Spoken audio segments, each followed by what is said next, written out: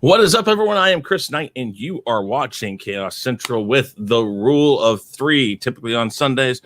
But things happened yesterday, as they seem to have happened all last week, and I'm hoping this week that isn't the case. But as always, I have with me Danny Graham of Comic Chats and Shaun Stackhouse of Shaun Stackhouse Reacts. Guys, how you doing? Doing well. How about yourself? I'm sorry, Shaun, for the tough question. I'll dumb it down next time. No, I'm trying to pop out the chat from the YouTube channel really quick. Hold on. Yeah, I understand. So we're a day late, $1 short as usual. No. YouTube's broken, and YouTube's broken. I mean, everything seems to be right on. I mean, it's a normal Monday in YouTube. Yeah. And just so you know, later on we'll be over on Danny's channel to do the chaotic conversation. So get ready for that as I try to fix my headphones here. Sorry, guys. Oh, there we go, I think. Okay. Anyways. My daughter broke my last ones, and she bought some skull candies, and these are the best I've worn yet. Yeah, these are skull candies too. There's a part that's broken on them, but they're awesome.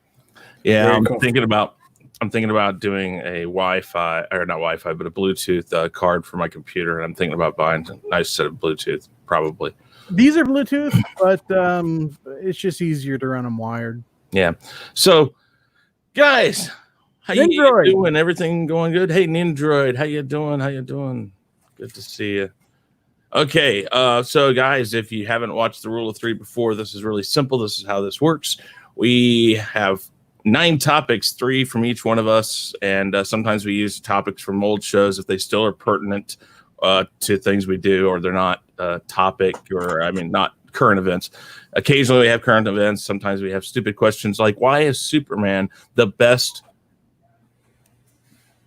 I'm waiting for Lover ever.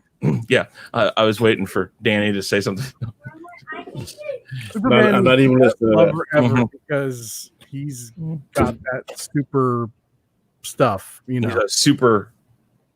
You know what they say in Rapper's Delight. Nice. We'll leave it at that.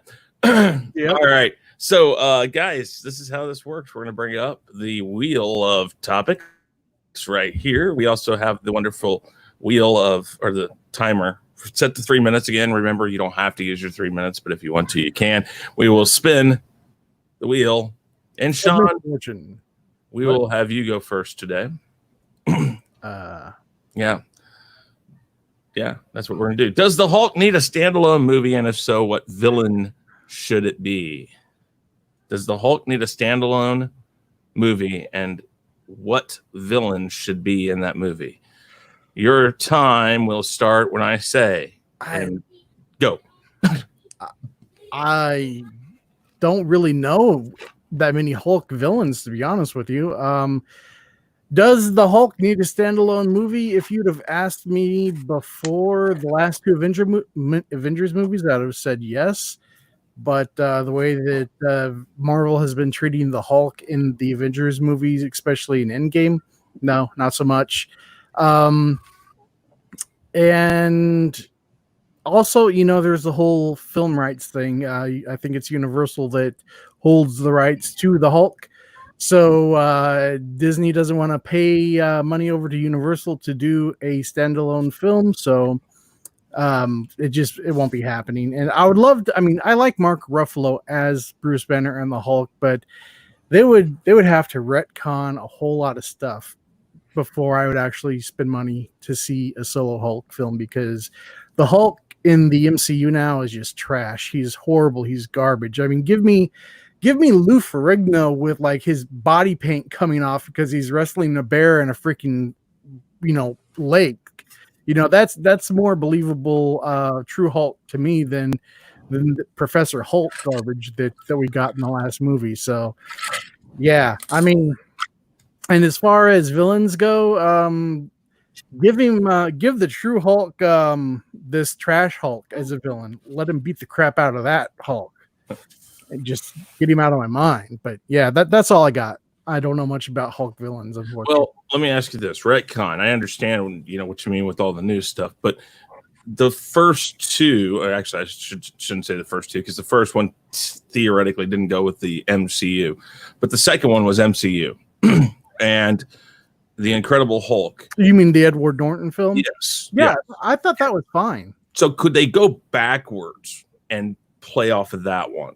Because they're doing that with the Black Widow. So, I mean. Oh, yeah. If they wanted to go back in time and do kind of a prequel sequel, or however that would be worded, sure. I mean, you could go back and lead up to the events before Natasha found Bruce, and brought him in on the Avengers mission, because he had been without incident for I forget how long he said at that point in time, but see what of course a movie without any hulking out would be kind of bored, but towards the end of the movie you could see whatever he does to keep himself from having the incidents. Yeah. Okay, and then here it is. The Austinator says a villain they could use or can use is the leader, since they teased him in the Incredible Hulk. Do you agree with that? Leader one from the GoBots? No, he's called the leader. Oh. But okay. All right. Danny, got 3 minutes on the board. Go ahead. I would like to see a solo Hulk film. I was not happy with the last two. I definitely think the Hulk has really four main enemies: the leader, the Abomination, the Red Hulk, and the Juggernaut. So they could use any one of those four. I would be happy with it. I will piggyback off what Austinator said. They did the last one with Ed Norton. They did. We saw where he was trying to cure himself before Abomination took over town. He went on this experiment, and it appeared that he was cured, but we saw that he wasn't once he jumped out the plane and landed, became the Hulk. But that guy was infected with his blood, and his brain grew. And if you know, the leader is one of the Hulk's most, probably his biggest enemy. Just like the Hulk has immeasurable strength, he has immeasurable intellect. And he always trying to steal the Hulk's strength to bond with his intellect to become the strongest and smartest being ever. But he always failed. He always is confounded that somebody that does not have the intellect that he has always seems to outwit him or beat him, or he can't control that power. I'll be definitely happy to see that. But I would like to see him in the Juggernaut. I want to see the Juggernaut done right, not like it was in X-Men, and not like it was done in Deadpool. I want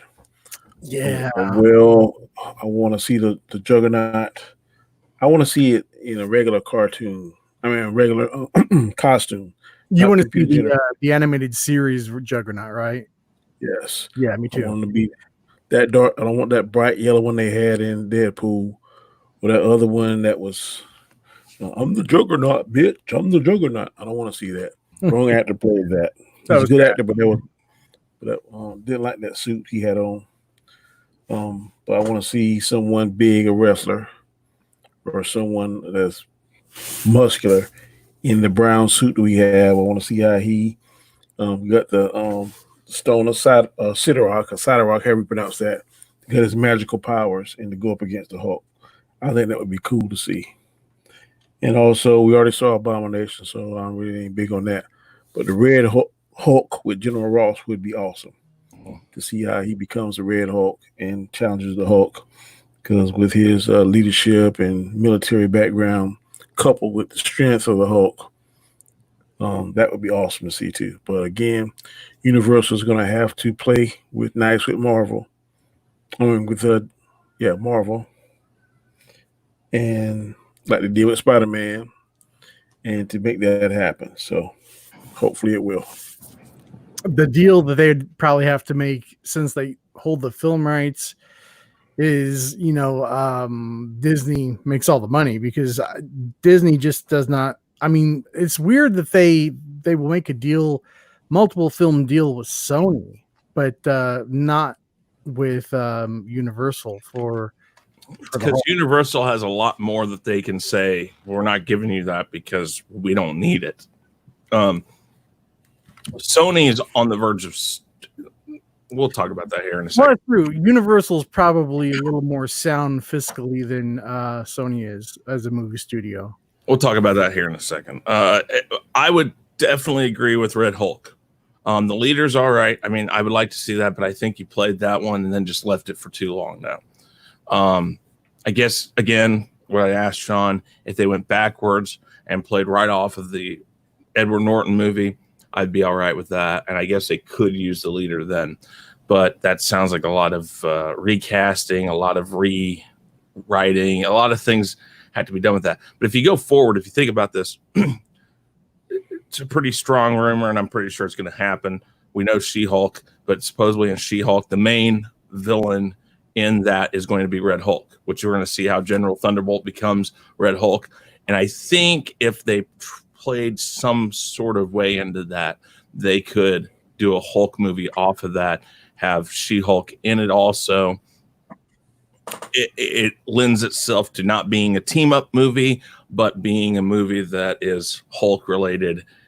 And I would say, though, that what Shaun said is a real big concern because, yeah, like Thor, and I mean, in Endgame, they really just destroyed the Thor character and the Incredible Hulk character. I mean, I understand the whole Professor Hulk thing is something that has happened. Okay, fine, whatever. Yeah, but Professor Hulk was never like this Professor Hulk. Exactly. And that's the thing. I think that they just totally, for lack of a better word, they kind of dumbed down the Incredible Hulk character. Sure, yeah.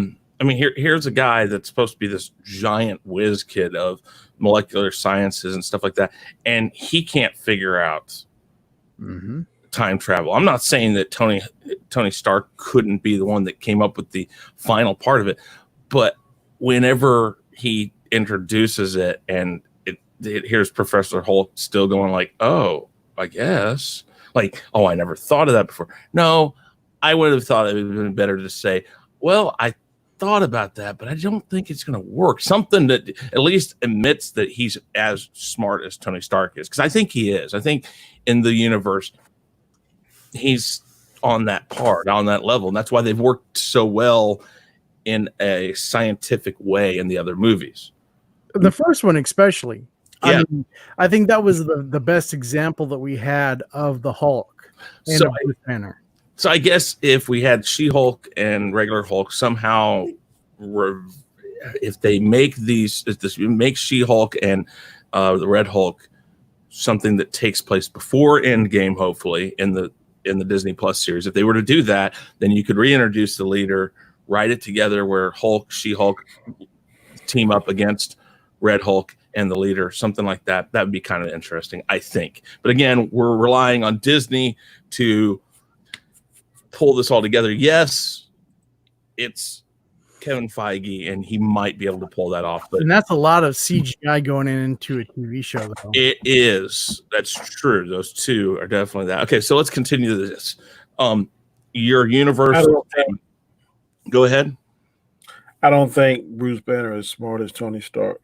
You gotta remember that Tony Stark built the damn Iron Man suit in a freaking cave. True. I don't think that Bruce Banner could ever do that. He's smart, but I don't think he's on Tony's level. I don't think either one of them was on Shuri's level, or Doom, or Reed Richards. So I think Banner became more of an expert after he got afflicted with the Hulk. I think he knew something about gamma radiation, was studying it, but he became an expert once he became the Hulk because he's trying his best to get rid of it. Yeah. So he's tried everything under the sun. It ain't working. So he's trying now to learn to live with it. And I agree with you, Chris. I would prefer out the four, Red Hulk first, then Juggernaut. The Universal thing is they're pretty fiscally sound. I mean, you think about the movies they've got going on right now. They've shed the trash that they had problems with, like the Mummy, the Invisible Man, those things. They've shed off the dead weight, and they're really, I mean, as long as people are interested in the Fast and Furious series, yeah, they're okay. Sony, on the other hand, is still, fanning its peacock feathers, trying to find somebody to buy them. And which I mean, Sony, I think would be a good investment. You know, if all they're selling off is their movie studio, like that's all they're doing. That would be a fantastic investment. But what are you buying? Well, you're buying the history of Sony films. I mean, okay. So you know, I mean, you're not buying Spider-Man because no, it's you're not buying confirmed. The rights would revert back to Marvel at that point. Exactly. So I'm not, but I mean, aside from Spider-Man, I mean, Sony has done a lot of stuff. I mean, they've got Columbia Pictures. You know, they acquired Columbia Pictures back in the day. You know, I mean, think of all of the great films Columbia Pictures did. I mean, Ghostbusters. They're going to have Ghostbusters. Yeah. They're going to have. I don't have a list in front of me, man, but I know Sony has produced a lot of great content over the years. They have, and I mean, I just don't know. I know AT&T and Apple are both talking about it, and then the funny thing is in a very minor rights part of it, I've heard Disney is talking to both AT&T and Apple to have a very small stake in it. I think why they're trying to do that is so they still have access to some things that they might want. But those are rumors. I know that AT&T and Apple have both really asked, you know, have put a lot of thought into that. But yeah, so okay. AT&T needs to pay attention to what they're doing with Warner Brothers right now and not worry about Sony. Yeah, well, you know. Just right past it. Do you believe that The Mandalorian will exceed expectations, or things like Boba Fett being introduced cause a downturn in the overall direction of the show? Right. Danny, since you went second last time, I'll let you go first this time. Do you believe that, or do you think it's going to help it? Go ahead. I think that the first season was more of an experiment that went right versus crashing and bombing like the rest of Star Wars projects seem to be doing. I think second season is definitely going to be better. I don't know, well, not so much the introduction of Boba Fett. I know he's a cult and fan favorite in the Star Wars community, but I think the show will be fine without him. It'd be cool if he make an appearance or a cameo here or there. But if I was going to try to bring out Boba Fett, I would give him his own show. I think they're going to be all right as long as they keep Kathleen Kennedy off the set and let Dave Filoni and Jon Favreau run the show. If you have Disney Plus and you've been watching the shows that shows the scenes behind The Mandalorian, you're learning a lot. Dave Filoni, definitely. People say that he changed some of the lore, stay true to some of the canon, which may or may not be true. I'm not diving into it that deep, but when I hear him speak, I can tell two things. First, he's passionate about Star Wars, and two, he knows what he's talking about down to the most minute detail.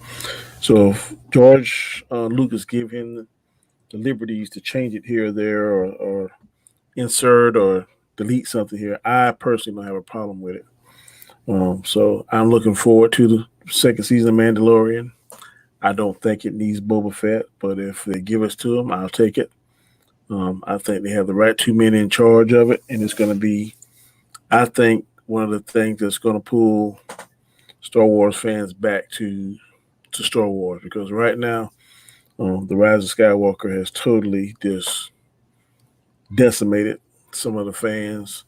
The ones that were kind of on the fence, it definitely pushed them off the fence and onto the I don't like it property. I think it sucks property, and we should not be saying those things about Star Wars. No matter how bad the movies suck, I'm still going to go watch them. I'm still going to get excited about them until I actually go down there and sit and see them, or I think stream, which is going to take over. Stream them at my house and watch it and talk about it on this format. So, again, I will end with saying I think it's going to be on the upswing. I think season 2 of Mandalorian is going to be fantastic, and I am ready to see it. Yeah. All right. We'll reset it. And Shaun, go ahead. 3 minutes. Well, see, it can go either way, unfortunately, because Star Wars is in such a state right now. You really don't know. It could be fantastic, but the fact that they're wanting to introduce Boba Fett in some form of fashion, it makes me wonder. Well, if you were going to introduce Boba Fett, why didn't you just do a Boba Fett series instead of a Mandalorian series? Because they were talking about doing a Boba Fett movie like 3 or 4 years ago. So, I want the Mandalorian season 2 to do well. I don't want it to be one of those things where the first season was like because it brought like the Disney Star Wars fans and like the original trilogy fans, together, to a point where we could actually all say, hey, that was pretty good, and we could all have a civil conversation for once in a long while. And I would hate to see that end because they go off the rails for season 2. But I mean, I agree, though. I mean, as long as you keep Kathleen Kennedy off the set, keep her hands out of it, make sure that Favreau and Filoni do what they do, and they stay well within Star Wars, the authentic feel of Star Wars. Let's not pretend it's something that it's not by adding all of these extra elements to it. It's Star Wars. Let's remember that. And as long as they remember that it's Star Wars and they stay in that era that they're in, right after Jedi, what it's like, it was 5 years after Jedi, right? Something like that. The Mandalorian. It was supposed to take place 5 years afterwards.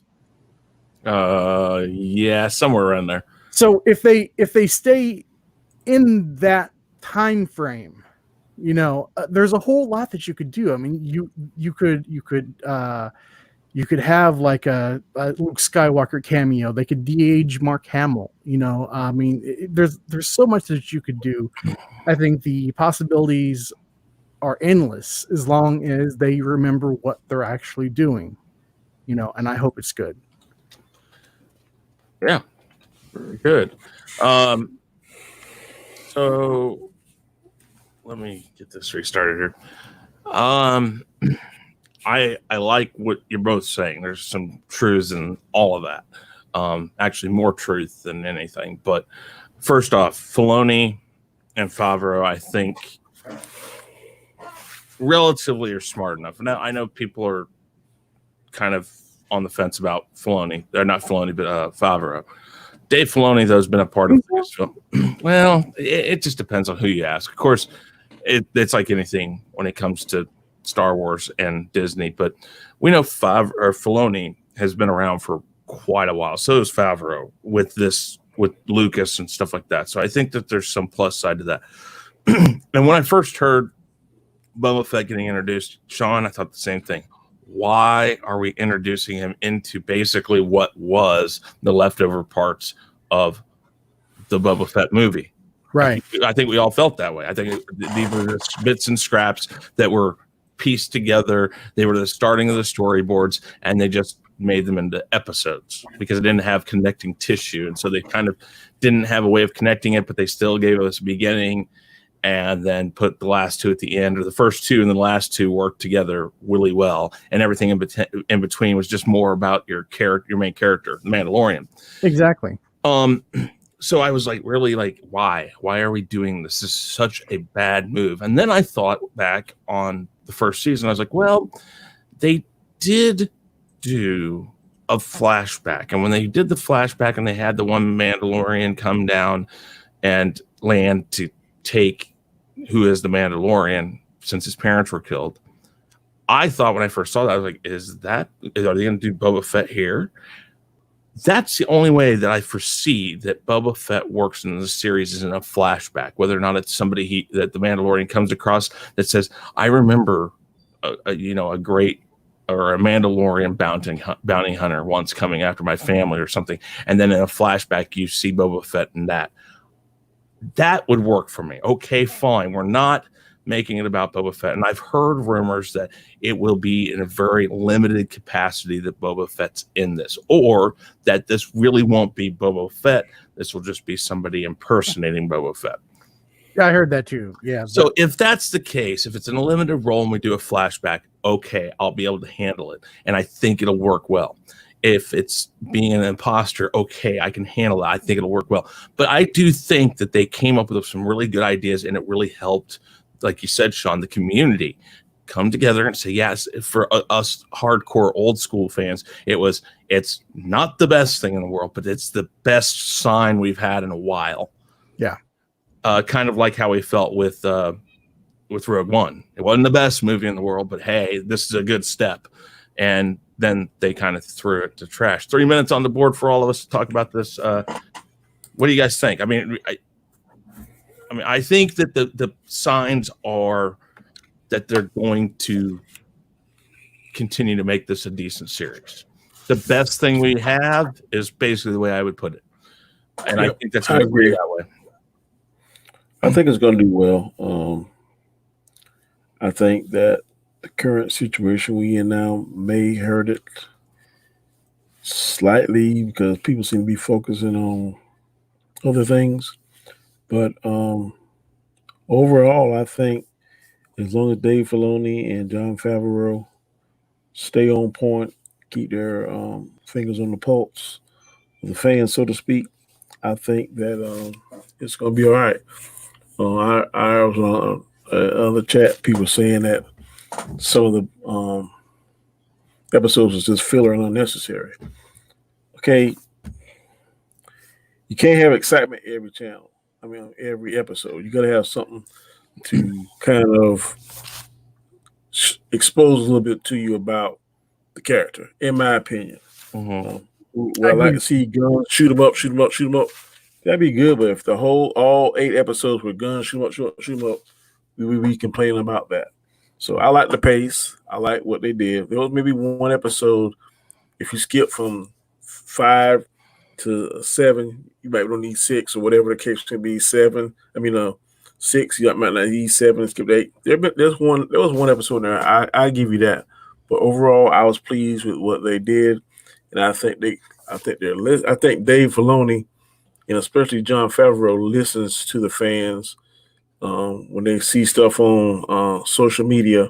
I think they listen and they respond as best they can accordingly to make the end product what the fans want to see. Mm-hmm. I think that they need to have more connectivity. They can't have the 4 or whatever it was in between be as off of the storyline. They've got to focus on a story, and it can still be not bang, bang, shoot them up. And it doesn't have to be totally focused on that story, but it definitely needs to have a connectivity more so than what it did. I think. I thought the whole thing was connected.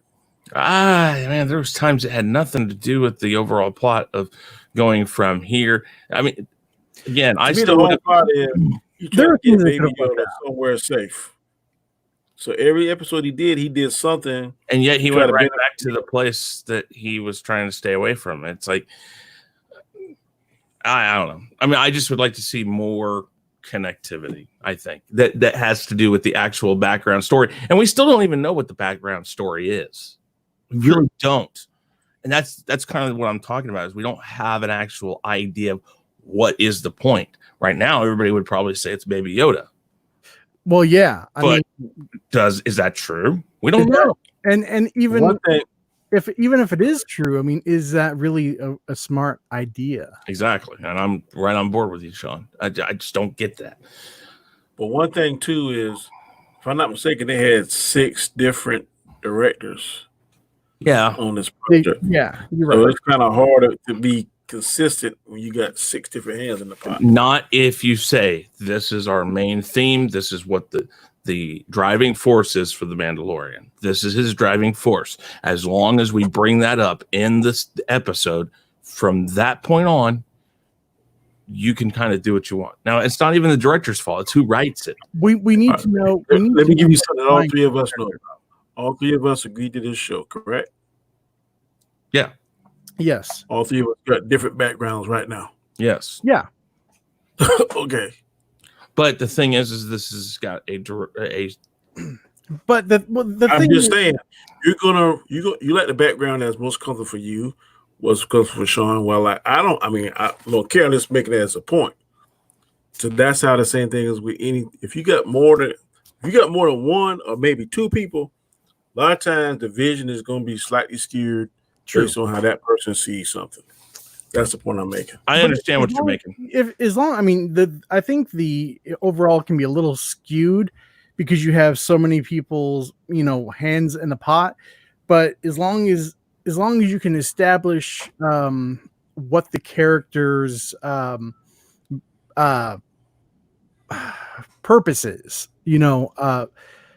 and stay with that purpose, his purpose can't just be Baby Yoda forever. He has to have, you have to define this one thing is really what this is all about. Yeah, we got to keep moving forward, but we got to know what we're moving forward for. We know Baby Yoda's a part of it. We know that Moff Gideon is a part of it. We know they're a part of it, but what are they a part of? Exactly. And I mean that's the only beef I've had with this show, really. I mean, yes, some of the episodes are like, why did we do this episode? But I'm whatever. To me, I see the prize as Baby Yoda. Everybody's trying to get Baby Yoda because he is something that should not be. Mm-hmm. So that's fine, but we need to that's what Moff Gideon. We need to define why. Here's a question: who, what, when, where, why? The 5 whys or the 5 W's. I mean, that's what we got to define. We know who. We think we know what. We know the where. It's in the Star Wars universe. Mm-hmm. We don't know the why. And I'm trying to remember who, what. Here's a question for you. When we know when. Baby Yoda made a huge impact. Let me rephrase that. This show made a huge impact because of Baby Yoda. Okay. Yes. I don't think anybody will disagree with that.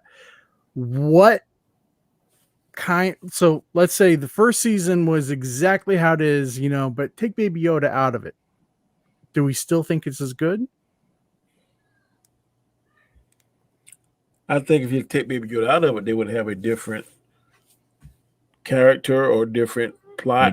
Guffin to drive us to that. Well, that's kind of what I'm saying is, I mean, they have to be able to make this, they have to sell this to us without having Baby Yoda as like a big plot point, I mean, and yeah, people like Baby Yoda because that definitely ties it into the original trilogy. It gives you something to like grab onto, nostalgia, but they have to be able to sell it without. I hear what you say, but people use that same example for the Dark Knight. Yeah, if you took Heath Ledger out of it, okay, you would still have a Joker.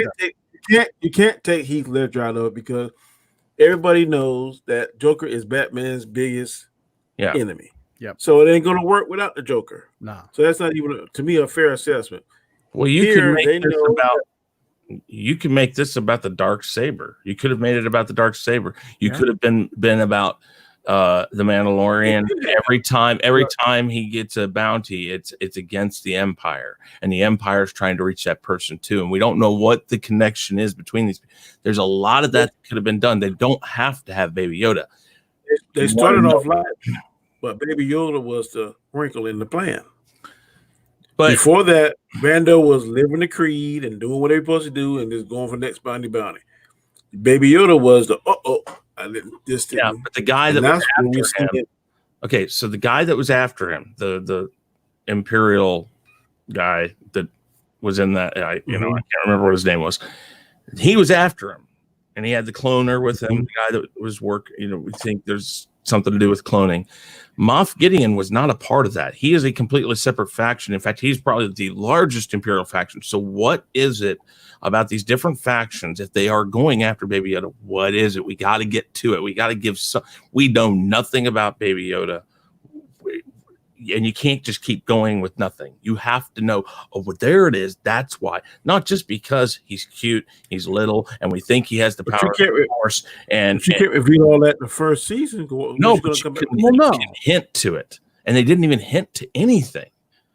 That's a very hard thing to sell when that is your main plot device. Yeah. You got to have something. I mean, for instance, you don't know Alex of Yoda's. Well, you see, okay, fine, but you don't know who Alex P. Keaton is by the end of the first season of Family Ties, but you got an idea of who he is. You know, he likes Reagan. You know, he likes button-up shirts. I mean, you know stuff about him, but as you go along, you learn different things. He's a regular teenager who gets hooked on uppers or whatever, and you learn things as you go along, but you still get bits and pieces as you go through each season. You learn bits and pieces about Yoda and Mando. Well, what do we learn about Baby Yoda? Baby Yoda is something at his age, he should not have the power that he's having now. How do we know that? We learned.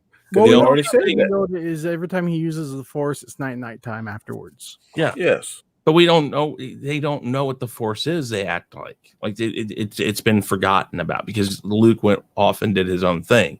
Again, these are things that we need to know, but we're not even going forward and answering that. That's all I'm saying is we need to know a little bit more about what is the driving point. But didn't they mention in one of the episodes about the race of like Force users? Like, weren't they talking about Baby Yoda's race kind of loosely? Yeah, because I remember when they were going in there, and I'm really kind of, oh boy, then you're getting into the whole thing of why Yoda was Yoda is that his race is not really known. Yeah. And I'd much rather not learn about it. And I know Lucas never wanted us to learn about it, but it is what it is. Okay. Next question, guys. Do you think that drive-ins are going to make a comeback? Do you think the drive-ins are going to make a comeback? Shaun, go ahead. 3 minutes, go. Well, drive-ins haven't completely gone away. I think if drive-in... look, I think there's a good possibility that drive-ins actually might gain more popularity now than say they would have last year, because even though movie theaters are going to start opening up soon, and they're going to practice social distance seating and what have you, I think a lot of people are still going to be apprehensive about going into a room with strangers. They don't know your background. You don't know their background. And, as soon as somebody sneezes or coughs, it's going to be like cattle heading for the door. I mean, that's how I picture it in my mind. So you could go out to the drive-in, for a fraction of the cost. I mean, you can go to, a CVS or what have you, get whatever you want, pack your own food, come in, see 2 movies for less than what it would cost you to go see 1 movie at an AMC theater. And, you could even bring some lawn chairs and sit outside your car and be far enough away from everybody else there to feel safe. So, yeah, I mean, I think there's a good possibility that drive-ins will get a little bit of resurgence. Now, I don't think it's going to be like it was, like when you and I were kids or even back further than that. I wish, because drive-in movies are fun. I mean, it's the whole atmosphere that makes it. It's not just going to see the movie. It's the whole experience. But yeah, I think that's going to be an interesting thing to look at in the coming months, during the summer, to see exactly what the trends are showing and how people are reacting to actually going back into the theaters. Because let's face it, Hollywood needs people to go see movies. They're in a bad way. They need that money, and let's be fair, people need that entertainment too. Mm-hmm. I mean, that's been proven by how certain streaming services have had outages. The internet has been throttled down in Europe and what have you, because the overtaxation of it. People are just trying to find things to entertain themselves while they can't go out into the world like we used to. So I don't know. It's a different world now. We're gonna have to make our way and find new footing and see what happens. If tomorrow the movie theaters and our drive-ins were to open up here in Kansas City, Shaun, where would you go first? I would go to the drive-in. Okay. I mean, to be honest with you, I will not set foot in a movie theater until multiple people with doctorate degrees say it is safe to go into a room with a bunch of strangers. I kind of agree with that. So, all right, Danny, 3 minutes on the board. Go ahead. Okay, I'm going to give you 3 years: 1958, 1966, 1969. 1958 was the first year the Dodge Challenger came out. 1966 was the first year the Chevy Camaro came out. And 1969 was the first year the Trans Am came out. And right now, if you're on the road like I am, all I see is Challengers and Camaros. I just saw a picture of the Trans Am, the 2020 Trans Am supposed to be coming out. So I think if that's an aftermarket add-on though, because that was a Pontiac. Yeah. So for the first two, definitely they ran their course. People kind of forgot about them. Then they came back, made a resurgence probably about 10, 15 years ago. And right now, the Challenger, I see one every day that I'm on patrol. So I'm going to say that I say that to say this: if the people that own the drive-ins were to pool their resources and make some kind of drive-in coalition or something and make an honest play at these big like Universal, Disney, Marvel, and say, look, man, we can maintain social distancing and still get your product out there. If they do a compelling enough story, they have the potential to make a comeback. But somebody has to put in the work. Whether or not they're willing to put in the work or able to put in the work, I don't know. But I agree 1,000% with Shaun. If the theater open up first or the drive-in, I'm going to the drive-in. And whatever movie comes out first is probably going to make $1 billion. It could be Mary Poppins. It could be Woody Woodpecker. It don't matter. The first movie that comes out in one of those forms, be it drive-in or theater, is probably going to make $1 billion. People are hungry for it. They're hungry. Yeah, they're tired of sitting in the house and practicing social distancing and not be able to do things they used to do. And I think a drive-in would be a perfect, if it's promoted right, a perfect nostalgia. And the big selling point being social distance. I would hammer that home if I own a drive-in. Every day, I would be emailing Universal, Disney, Sony, whoever. Look, I'll play a movie. I'll play a movie. I'll play a movie. I'll play a movie. Please. Send me your stuff. I'll play your movie. That's what I would do. Will it make a comeback? I don't know. Does it have the potential? Is the perfect storm forming for them to make a comeback? Yes. Will they take advantage of it and jump on it? I don't know. I would strike while the iron's hot, while the fire is hot, and I'd be emailing every single day. The good Lord saying, please give me a chance. I will show you a movie. That's what I would be doing. Okay. So I'm going to kind of contradict myself here by saying the time was right 3 months ago. I agree. They missed their mark. Now, could they still do it? Sure. But we know that movie theaters are close, and we know some people will just go to a movie theater. Why? Let's go over some of the reasons. One, you don't have to leave your car running. You don't have to use your radio. You don't have to have, you don't have to walk to get the food. You don't have to leave your car running at a drive-in theater. You don't have to, but think about the time of year we're in. I know. I mean, I'm just saying, people don't want to sit in 98-degree humid weather with the windows down and no air movement. You don't have to sit inside your car. You can sit right outside it in lawn chairs, man. Are you sure? I mean, again, think about this. What? Yeah, no, you have done it, but can you still do it? Are they going to make some rule that states in order to be safe, can't do this, can't do that? Because they're going to have some rules still. I'm saying if they don't park car to car, if they skip a space. But wait, here's the thing.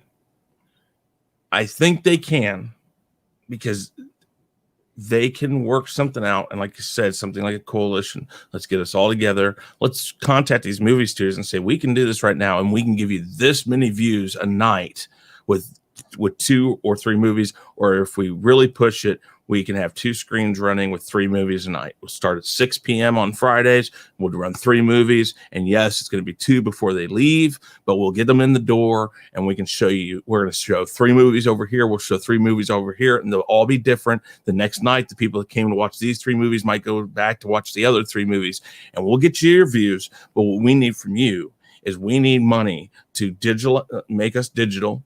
Or make sure, I don't know if they are, if they're not. I'm assuming they are, because most of them at least ours is digital now. Okay, that's what I thought. But you make sure they have that all of their snack bars and stuff, that you upgrade them. You make it so they can have, you can have online ordering or ordering that way. You allow them to bring it to you, so you help them with staffing. You find a way to make the restrooms safe as it stands right now. And I'm not talking about freaking porta potties. You build a building on 2 sides of the property, and you make large air conditioned, like 6 by 6 or 4 by 4 areas with plumbing and everything. And you help them do that. And you put air conditioning in there. And even if you have to walk to it, it's more comfortable than a porta potty or something. Here's an example, Chris. Let me finish. Okay. Well, I mean, it's at the time, so let's just go for the 3 minutes, and go ahead, Shaun. Well, I was going to say that, sanitation wise, I mean, even if you could like plot out every single thing, and make everything spaced out where everyone is perfectly, separated and safe. The whole restroom situation is still going to be tricky because, look, you remember back in the day when we were teenagers going to Sandstone Amphitheater, and you remember going to the bathroom, and there would be literally an inch or 2 worth of urine just all over the floor. I mean, there's no way around it. You're walking in people's like staffing. You're going to have to, I mean, like I said, if you build a building, I'm talking like 12 length, one side men, one side women, 12 each, you're never going to be full. You're going to, for the most part, you're probably going to be able to withstand whatever people want to use it. But you got to also have somebody that's dedicated to go in there and clean it. You're going to have the dedicated staffers, like the really ritzy bathrooms do, the ones that hand you the towels and stuff when you're finished washing your hands. That's why Hollywood needs to get involved. Yeah, and Hollywood would be right to do so right now, because again, I'm with you, Shaun. I'm not going to step inside of a movie theater. I don't care if they say, we're going to seat you 6 feet away in groups. So like if you come, Shaun, if you and I were to go see a movie, the next closest people are going to be 6 feet away from us. Well, great, but I'm still around a bunch of other people. And it's that's the biggest thing. But drive-ins, I wouldn't even worry about a concession. I'd be like, bring your own food. I wouldn't even worry about a concession. Well, that's another thing though about drive-ins, that they have that plus. You can bring your own food in. They don't care. Yep.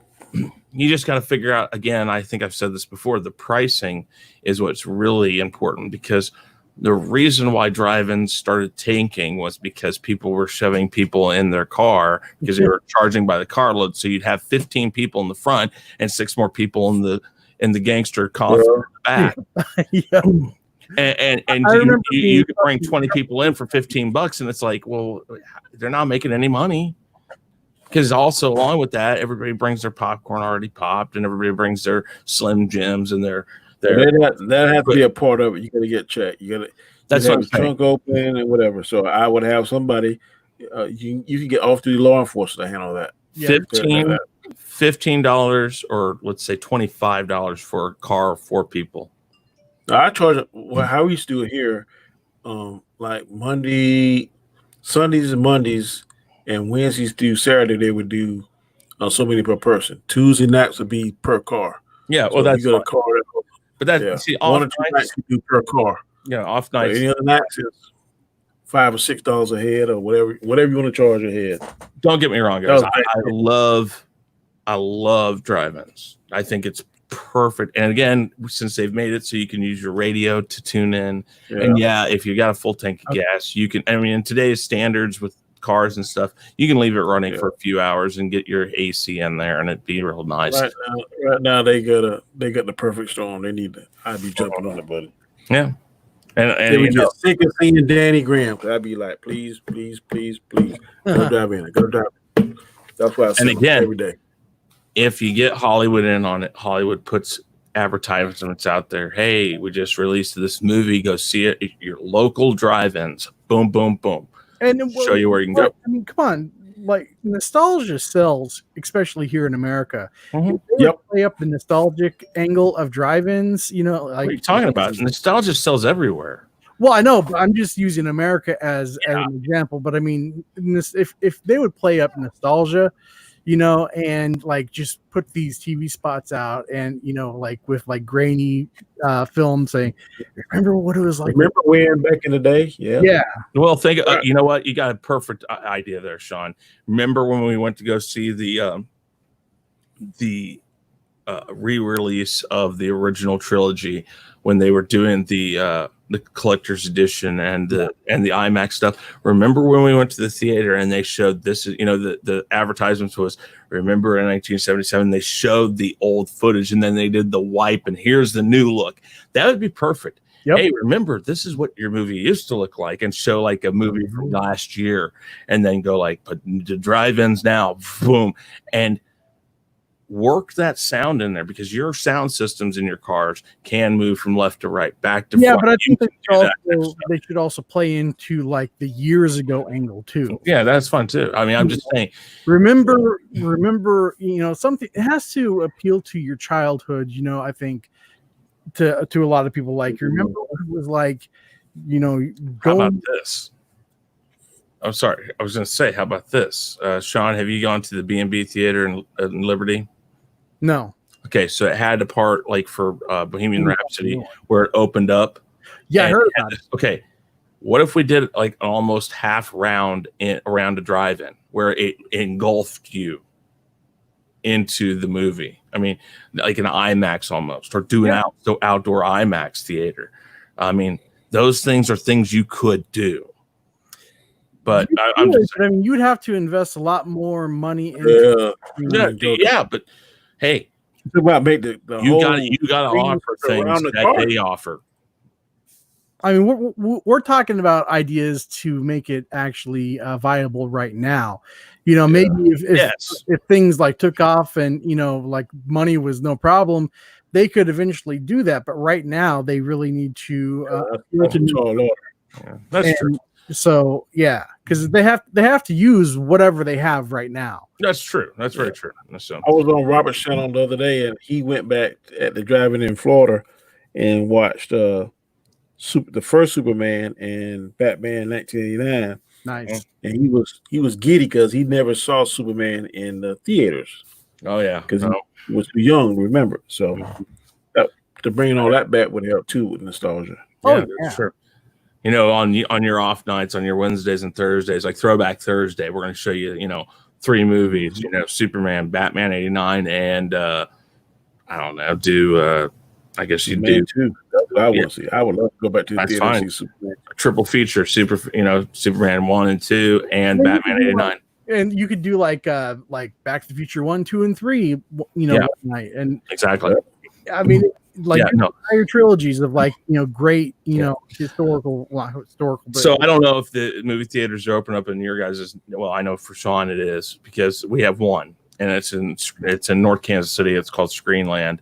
They're a part of not conglomerate, but they're part of a group here in Kansas City that does kind of that retro stuff. Yeah, and they're showing retro movies right now, so that's kind of interesting. They did start opening, I think, it was this weekend or maybe next week. I don't know, but it's very soon. So with that said, guys, why don't you tell everybody about yourself, where they can find you? Danny, go ahead and tell them about tonight's show and all that. I am Danny. My show is main show is Comic Chats. I'm with these two guys a few days out of the week, the Chaos Central crew that we have formed. Tonight at 9 p.m. we'll be doing the top 5 supervillains or TV supervillains. Doesn't necessarily have to be a actual supervillain per se, but on this TV show, and there was a notorious bad guy. We're going to try and list them from our 5 to our number 1. We're also going to throw in some honorable mentions. Also, on Sundays, you can catch us with our normal time, 3 p.m. Eastern Standard Time, for the Rule of 3. On Tuesday, tomorrow night, it will be the chaotic list, the chaos list, which is Shaun's channel. And on Sundays, you can catch me at 5 p.m. Eastern Standard Time.